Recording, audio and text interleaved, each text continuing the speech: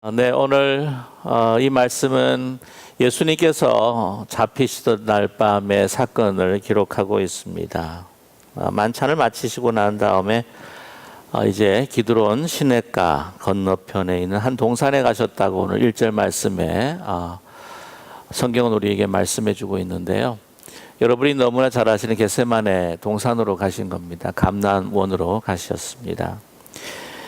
기드론 시내라고 하면은 성전과 또 이 겟세마네 동산, 이 감람원 사이에 흐르고 있는 시내입니다. 그래서 이 시내는 이제 와디라고 해가지고는 겨울철에는 이 비가 와서 이 시냇물처럼 물이 흐르는 곳이고 여름에는 완전히 바짝 마른 곳이라고 알려져 있습니다.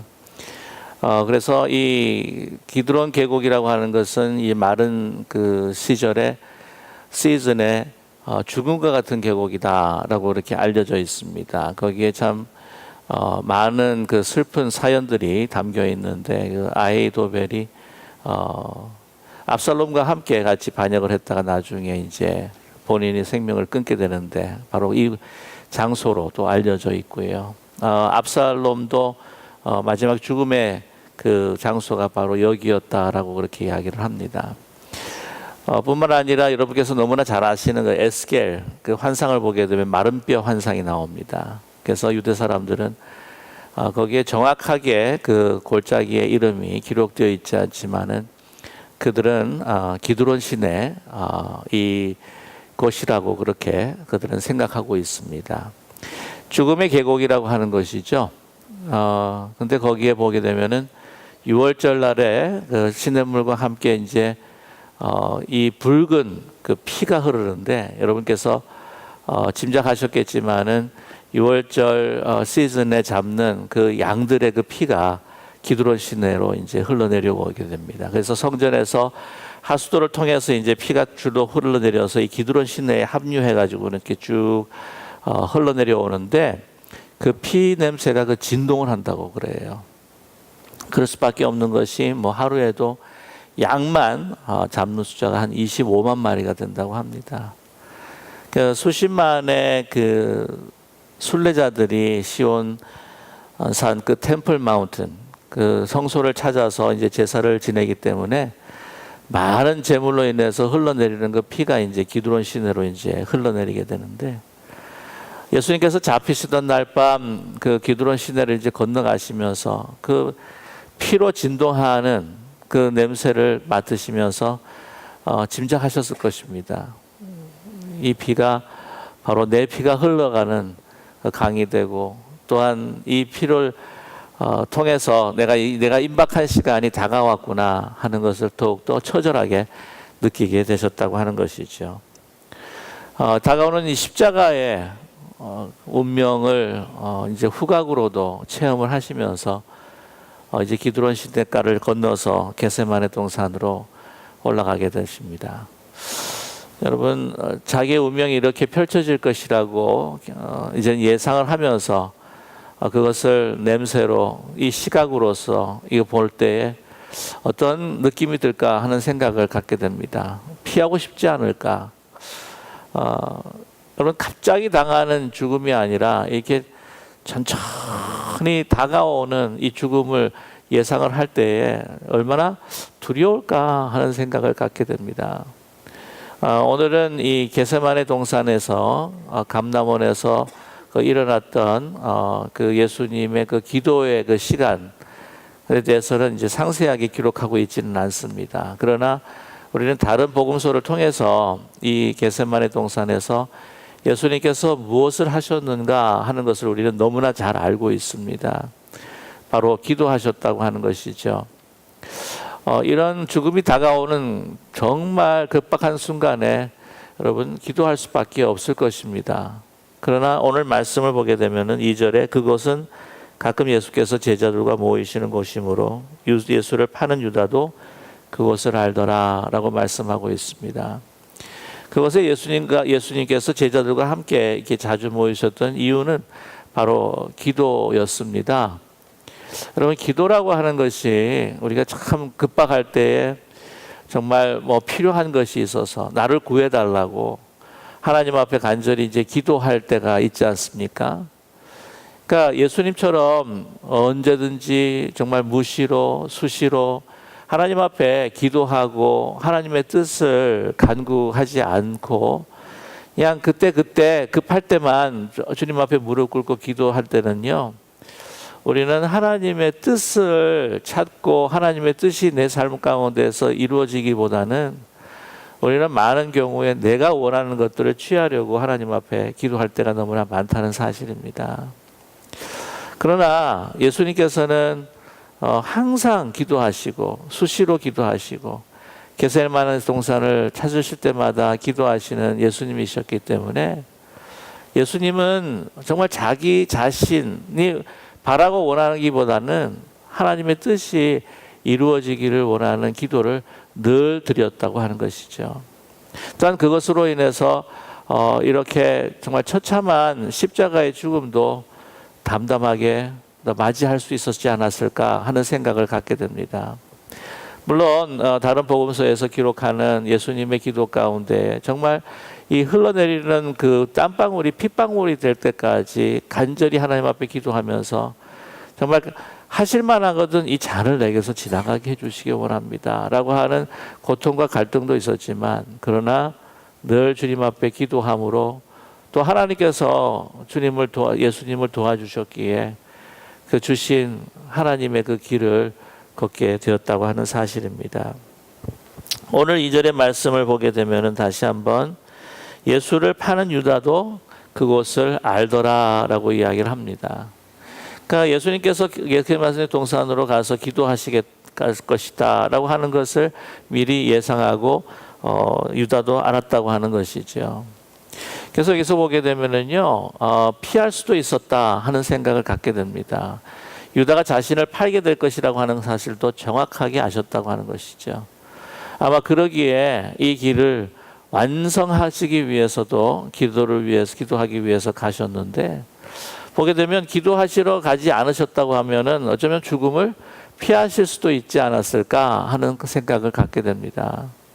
그러니까 기도라고 하는 것이 문제를 하나님께서 해결해 주시는 그러한 길로 삼으실 때도 있지만, 기도라고 하는 것이 어쩌면 우리 삶에 있어서 고통과 문제를 가져다 주는 또한 그런 계기가 될 수도 있다라고 하는 것을 우리는 알게 됩니다.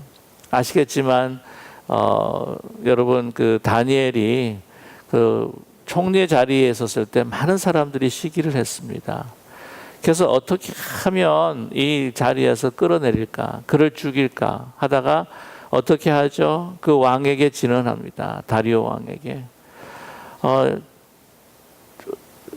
그 왕에게만 경배하고 또한 왕을 섬기는 사람만이 살아갈 수 있도록 하는 칙령을 내리도록 했다고 하는 것이죠. 왜냐하면은 그 사람들은 이 다니엘이 하루에 3번씩 그 예루살렘을 향하여서 기도하고 있다고 하는 것을, 창을 열고 기도한다고 하는 사실을 정확하게 알았기 때문입니다.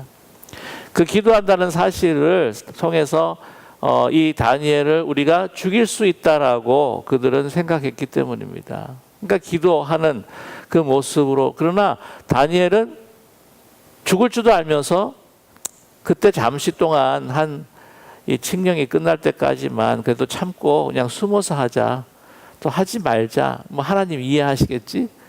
라고 그렇게 생각할 수도 있겠지만 끝까지 굽히지 아니하고 하나님을 향해서 기도했다고 하는 사실이죠.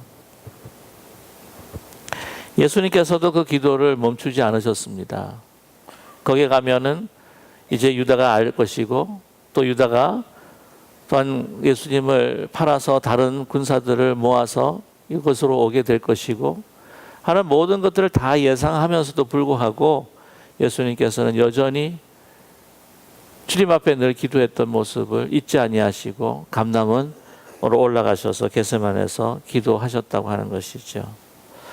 그것을 너무나도 정확히 아는 유대가 군사들을 데리고 와서 예수님을 붙잡게 합니다. 오늘 3절 말씀을 보게 되면 유대가 군대와 대제사장들과 바리새인들에게서 얻은 아랫사람들을 데리고 등과 횃불과 무기를 가지고 그리로 왔다라고 이렇게 이야기합니다. 칼을 앞세워서, 이 무력을 앞세워서 예수님을 붙잡으려고 했다고 하는 것이죠. 등과 환한 횃불들을 가지고 이 기회를 놓치지 않고 완전히 붙잡겠다라고 하는 그러한 결단을 가지고 온 것 같습니다. 기록에 보게 되면은 보통 6월절이 되는 경우에는 그날 그 풀문, 보름달이라고 합니다. 까만 이 그 밤에 보게 되면은 그 당시에 이 환한 보름달이 뜨게 되면은요, 사실 참 많은 그 사물들이 보인다고 합니다. 이 하늘의 서치라이트처럼 이렇게 보이는 게 달이라고 그렇게 이야기하는데, 그러나 그 식별함에 있어서 실수하지 않도록 그 횃불을 들고 또한 놓치지 않도록 칼과 모든 무기, 몽둥이를 가지고 그리로 쫓아왔다고 하는 것이죠. 4절 말씀에 그 모든 것들을 다 예수님께서 아셨다고 그렇게 이야기를 합니다.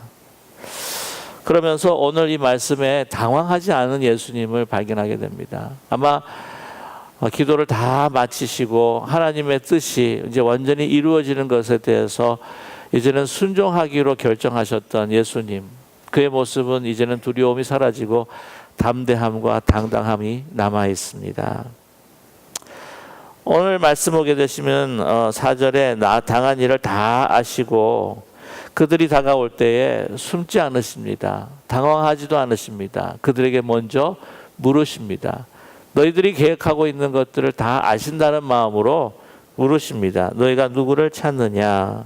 그때 대답합니다. 나사렛 예수라고 이야기하죠.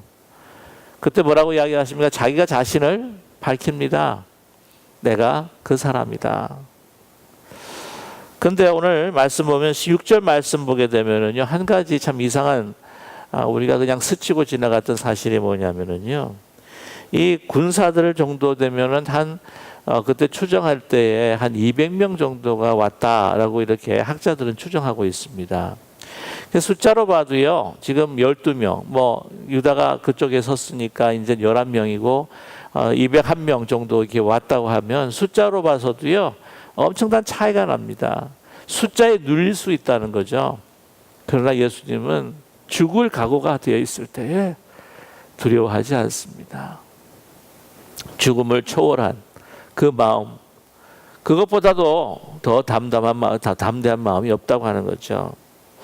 6절에 예수님께서 내가 그니라 라고 이렇게 말씀하셨을 때에 어떤 일이 일어납니까? 그들이 오늘 말씀 보게 되면은 물러가서 어떻게 됐다고요? 땅에 엎드러지니라 라고 이렇게 말씀하고 있습니다. 아니, 놀라야 될 것은 예수님인데도 불구하고 그 수많은 군사를 몰고 오는 그들이 놀라가지고 어떻게 해요? 땅에 엎드러졌다는 거예요. 그냥 그 당담함에 깜짝 놀라가지고는 완전 쓰러질 것 같은 그런 충격을 받았던 것 같아요. 그래서 항복하는, 그 권세에 항복하는 그 자세로 땅에 완전히 본인들이 엎드러지고 싶어서 엎드러졌는지, 아니면 너무 그 담대함과 그 영광에 눌려서 그냥 뒤로 물러나다가 그냥 넘어지면서 엎드려졌는지는 우리는 알 수는 없겠지만, 그러나 여기서 그 모든 사건들을 주도하고 계시는 분은 바로 누구시다?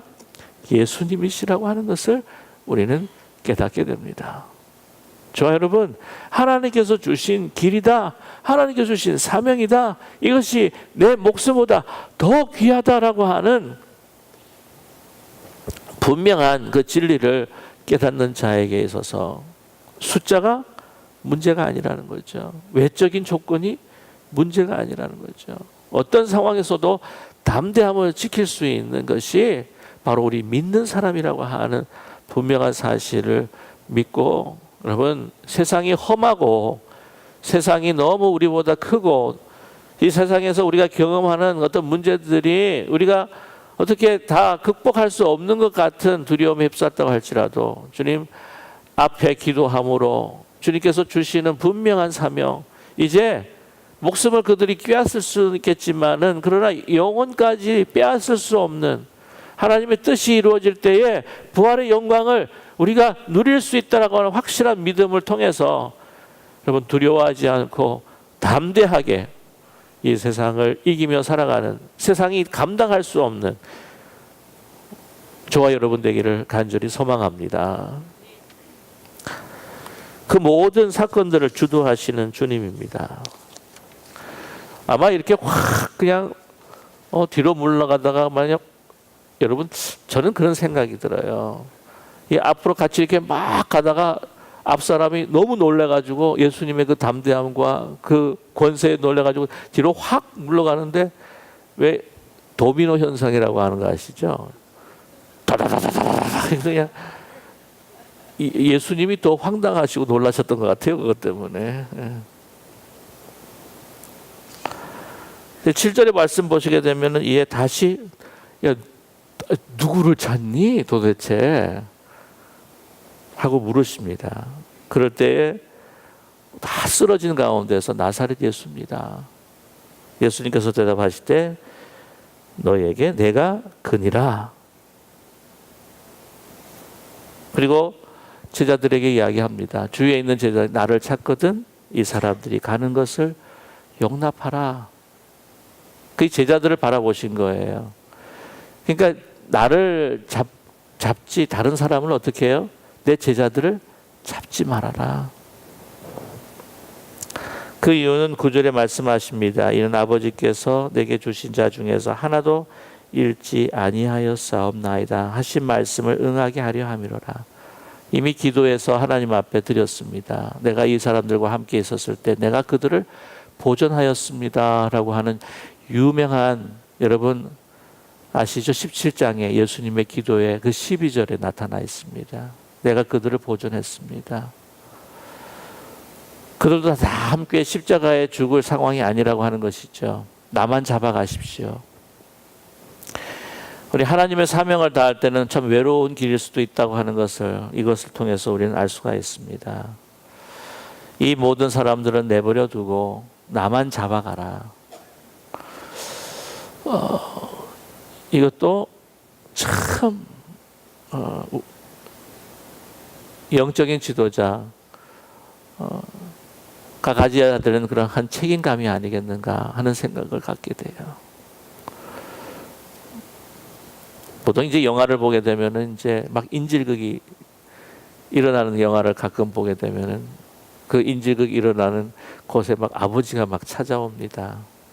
그래서 그 인질을 잡았던 강도에게 내 딸은 보내주고 나를 잡아라. 뭐 이런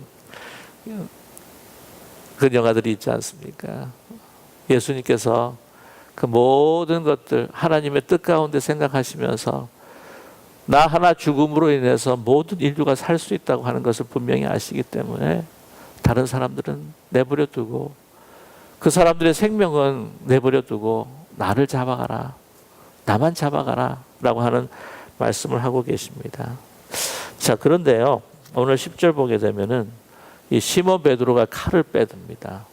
확실히 혈기가 많아요. 이 시몬 베드로가. 왜 이런 용기를 가질 수 있을까? 아까도 말씀드렸지만은 예수님을 보자마자 어떻게 해요? 그 수많은 군사들이 도미노 현상처럼 확 다 쓰러져 버린 거예요. 막 이것 봐라. 이것들 뭐 오합지졸이네. 그러면서 아마 용기를 냈던 것 같아요. 근데 하여튼 못 잡아간다. 자기도 한 마리 있고 하니까 그냥 칼을 들어가지고는 그 앞에 있는 그 말고라고 하는 대제사장의 종의 귀를 자릅니다. 그런데 그 대제사장의 그 종들이라고 했을 때에 그때 그 종들이 입는 옷들이 따로 있어요. 그러니까 이 종들은요, 모습이 분명히 나타납니다. 그리고 종들은 그냥 따라왔을 거예요. 변변치 않는 무기를 들고 아마 쫓아왔을지도 모릅니다. 그들은 무장한 군사가 결코 아닙니다. 이 종들이 허약해 보일 수도 있을 것 같아요. 그래서 베드로도요, 사람 가려서 귀를 자르는 것 같아요. 제일 만만해 보였던 것 같아요, 제가 보니까. 그래서 만만해 보였고, 보통 그때 당시에 그 관습 가운데, 그 전통 가운데에 어떤 제사장이 잘못했을 때에 그 사람을 파직할 때 이렇게 귀를 자른답니다. 그래서 파직을 시켜버린대요. 그러니까 분명 대제사장의 그 동의를 얻고 또한 그가 주도를 해서 로마 군사들과 합해서 온 것을 아마 이 베드로도 눈치가 그래도 있기 때문에 알았던 것 같습니다. 그러니까 대제사장에게 어떤 뭐라 그럴까요? 수치를 주기 위해서 자르고 싶은데 제일 만만한 대제사장의 종의 귀를 잘라버렸다고 하는 거죠. 그의 이름이 말고라고 이야기합니다. 안타까운 것은 말고가 그 이후에 어떻게 됐는지는 잘 모르겠어요. 여러 가지 이야기가 있습니다. 말고라고 이 이름을 남겨뒀던 것은 무엇일까? 아마 초대교회에서 그래도 중요한 직책으로 그 공동체 안에서 활동했던 사람이 아니었겠는가라고 그렇게 추측하는 사람도 있습니다. 이렇게 귀가 잘렸는데 아파하는 가운데에 예수님께서 다가오셔서 그 귀를 이렇게 싸매가지고는 이 고쳐주실 때 기적이 그 죽음의 순간 속에서도 예수님께서는 모든 그 사건들을 주도하고 계시다는 사실이에요. 여러분, 원수를 사랑할 때도요, 이 뺨을 맞지 않습니까? 오른뺨을 맞으면 왼뺨도 내놓으라. 그렇게 이야기를 하는데, 이건 그를 향한 사랑에 대한 것도 예수님께서 말씀해 주셨지만, 뺨을 맞았다고 해가지고, 이걸 그 사람의 뺨을 때림으로 인하여서 악을 악으로 갚는 게 아니라, 악을 다른 뺨을 내줌으로 인해서 그 뺨까지도 맞으면서 그 사건을 선으로 갚으면서 그 사건을 너가 피해자가 아니라 너가 주도하는 자가 되라고 하는 말씀이에요. 뺨을 맞음으로 명예를 빼앗기는 자로서 피해자가 되지 말고 사랑으로 선으로 더 한쪽을 내줌으로 인하여서 그 사건을 주도하면서 그 인생을 주도해 나가는 삶이 되어라고 하는 말씀입니다. 예수님께서는 결코 붙잡히는 자의 모습이 아니에요. 자기 자신을 내어주시는 모습입니다. 그렇지 않습니까? 나를 잡아 죽이려 왔구나가 아니라 내가 너희들을 위해서 내 생명을 주겠다고 하시는 주님의 담대하신 모습이 바로 여기에서 나타나는 거죠. 마땅히 길을 잘라도 당연하게 놔둘 수도 있는 상황인데도 불구하고 말고의 길을 은혜와 긍휼하심으로 고치는 아주 일관된, 그 사람이 어떻게 나에게 행동한다 할지라도 그 사람에게 선을 베풀고 긍휼을 베푸는 일관된, 변하지 않는 그 너무나도 권세 있는 행동,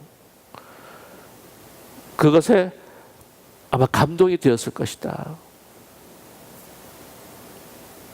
말고는 그래서 주님 앞에 나중에 돌아오는 자가 되지 않았겠는가. 뭐 또 다른 또 이야기도 있습니다. 그 반대되는 이야기.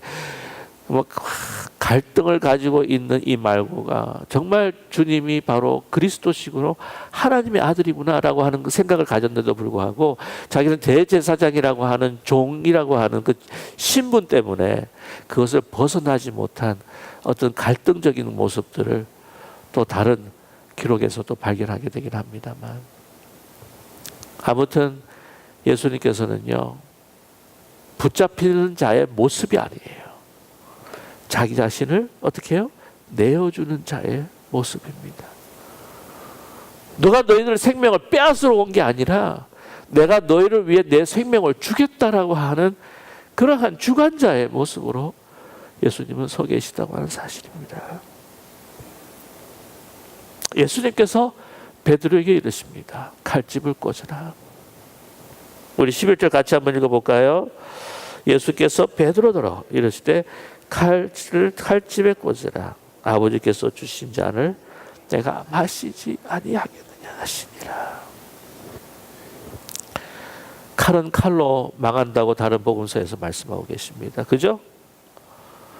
칼은 칼로 망한다. 앞에 현실은 칼이 더 셀 것 같지만 저와 여러분, 하나님의 역사가 더 위대하다고 하는 사실을 고백하는 우리 모두가 되기를 간절히 원합니다.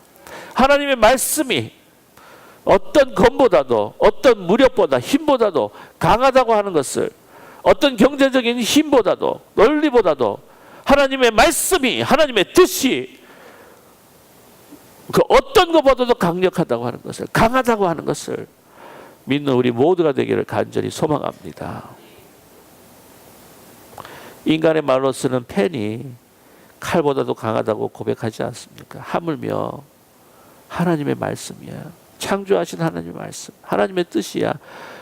어찌 더 강력하지 않을 수가 있겠습니까? 여러분, 을사조약 체결 이후에 일본이요, 어떻게 하든지 더 이 황국신민으로 만들기 위한 작업에 들어갑니다. 그래가지고는 이 조선의 민족 지도자들 있죠, 이 지도자들을 불 다 모아가지고 일본을 한번 투어를 시킨 경우 때가 있었어요. 투어를. 그러면서 군데군데마다 군수 병창기지들, 얼마나 엄청난 무기들을, 많은 무기들, 비행기를 갖고 있는지를 쫙 보여준 거죠. 맨 마지막에 도쿄에 와가지고 제일 큰 군수 병창기지를 다 보여줘. 일본은 이 엄청난 무기를 가지고 세계를 제패할 것입니다. 그러니 우리의 황국 시민이 되십시오. 이 말이에요. 근데 그 군수 병창 엄청난 무기 앞에서 다 일본 사람들이 있는데 이상재 선생님께서, 월남 이상재 선생님 아시죠?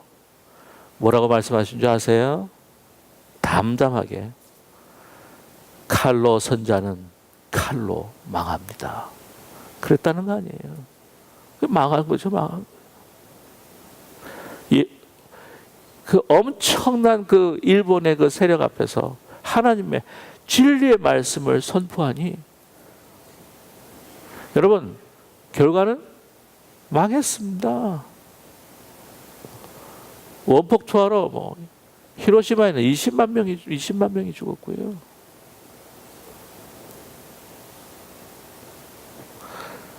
저와 여러분,